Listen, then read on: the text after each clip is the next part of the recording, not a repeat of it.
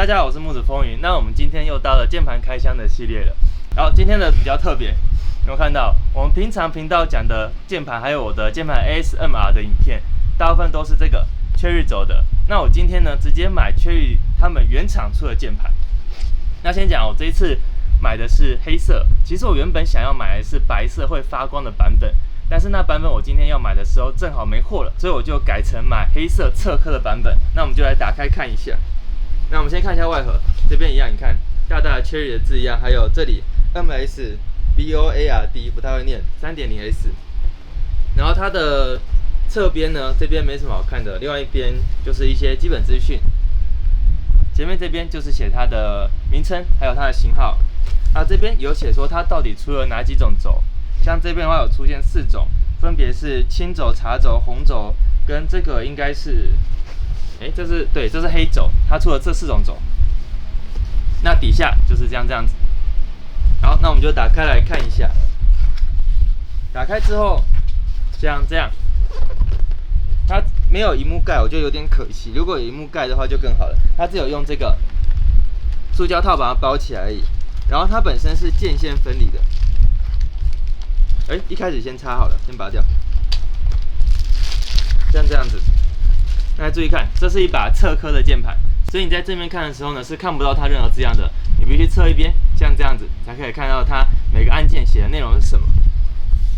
那它的线是另外附的，这里有一组它的线，那就是很常见的键盘这种线而已。不过现在却不是 Type C 的，有点可惜啊，因为现在比较新一点的都会做成 Type C 的了。然后，好，没东西了，还有一本说明书，那我通常没有在看。好，那这个就是我们的键盘。那它接的线呢，在这边，我们看到它接的这个线跟我之前其他把有个不同的是，它这里的接头特别的长，这一段它特别的长，所以我们插下去之后，其实我觉得这个线插下去之后是非常牢固的啦，比较不太容易去晃动到它。因为像有的它这个头接上去，它其实很浅，它只有接浅浅的，所以其实我有时候要小心不要撞到，怕不小心弄坏这个头。那这个接的线很深，所以应该比较不会有这个问题。那线的材质是普通的塑胶线，那这个有点可惜，如果可以的话，我比较喜欢编织线的材质。一样有滤波环，那这个头一样的 USB 头，不过就没有镀金了。那它这个键盘，它是没办法去改变高度的，它是固定高度的。还有其他就像是这边有个沟槽，其实我也不太清楚这个沟槽到底要做什么用。品牌名称 Cherry 就写在这边，这里浅浅。所以整体键盘来说，如果放在桌上，其实蛮低调的。那这把键盘跟我之前买的键盘不一样，就是这一次我买的是红轴的键盘。为什么要买红轴？因为我想到说每次去研习，我拿自己的键盘打的声其实蛮大的，所以这一次我就买声音比较小的键盘，大家听一下。好，这就是它的声音。那我们晚点呢就来接线，然后去看一下它发光的模样，还有。这几天我来测试一下，看看它打起来跟实际外面用起来手感如何。大家好，我们现在已经过了1个礼拜的时间，我们现在来分享一下这把键盘我在这个礼拜的感受。首先，因为它是红轴嘛，所以它跟青轴不一样，就是它真的按起来声音真的小，非常非常的多。而且因为它红轴是属于那种线性的，没有段落感，所以按起来就是没有那种咔咔咔的声音的感觉。不过相对呢，就是它真的小非常多啊！不管你是在会议中打字啊，或者是你在研习的场所打字啊，你就比较不会有好像说我声音会不会太大的感觉。所以我觉得这个还蛮符合我当初购买这把键盘的要求的。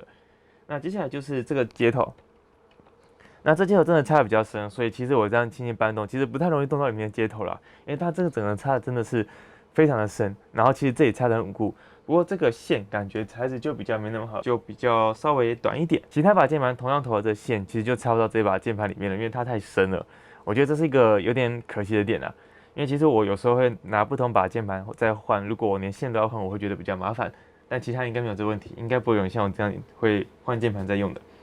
那接下来呢，就是它侧刻部分，它的所有的按键基本上都是在文字都写在侧面，当然正面看整个真的非常低调。如果没有灯光的话啦。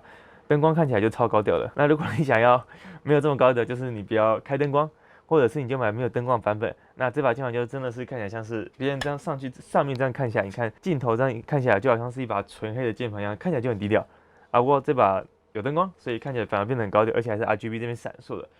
不过我觉得它侧面这个文字啊，它侧面这个这个在看的时候其实有点深，所以像我对于有一些他们那种键盘特有的一些功能按键，要搭配 F2按的这种功能按键，我自己其实因为每把键盘它的设置不太一样，所以像是我用这把的时候，我如果要看这些功能按键，其实我要特别去找个角度看一下，没办法像我一般这样使用就可以直接看到，我觉得这是有点可惜啊。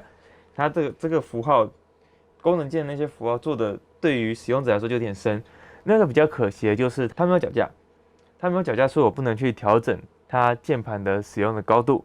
那所以有时候可能觉得啊，我想要倾斜一点点高度，好像比较好用的时候，它就没办法了。这是我觉得这把键盘可惜的地方。